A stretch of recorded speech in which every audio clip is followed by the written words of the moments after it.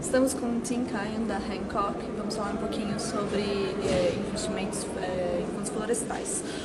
So, Tim, I'd like you to talk about the advantages of this kind of investments around the world. What are the main advantages? The main reason you see institutions invest in timberland are really three. One is you see a long track record of very favorable returns in the asset class. If you've got a 30-year track record in excess of 12% annually.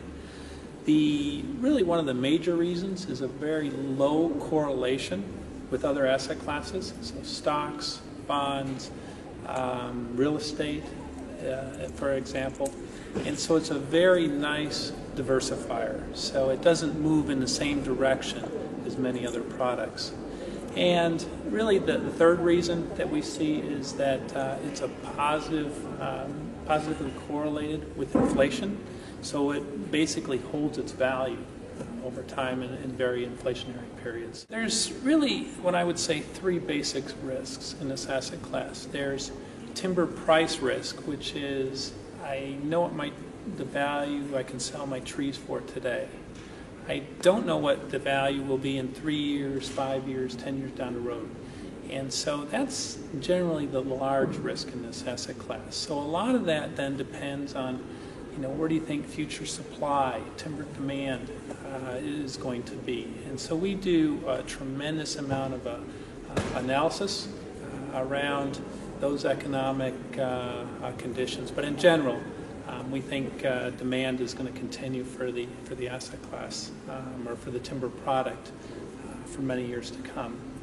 The second risk, and this is what I mentioned to many folks, is that is the number one question I get is around the risk of fire, risk of disease. And interestingly, that's our lowest risk. We can mitigate that risk by one, either having a healthy forest.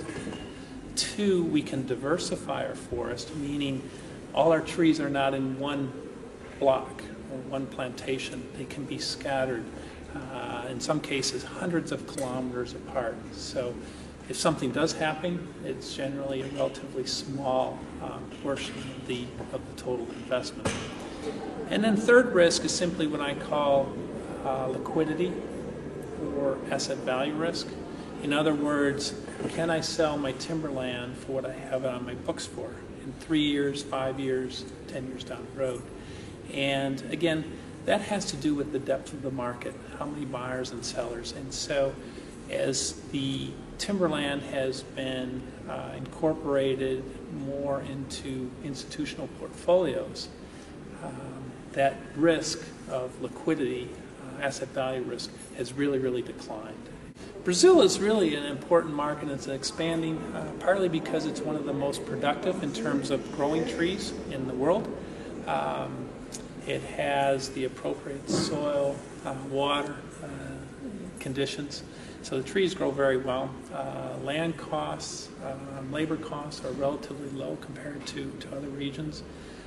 And we're also seeing a tremendous amount of capital on the processing, pulp and paper facilities, sawmills coming into the South American market. And so as a result of the attraction there and the good growing conditions, you're seeing a lot of interest moving into the timberland asset class as well.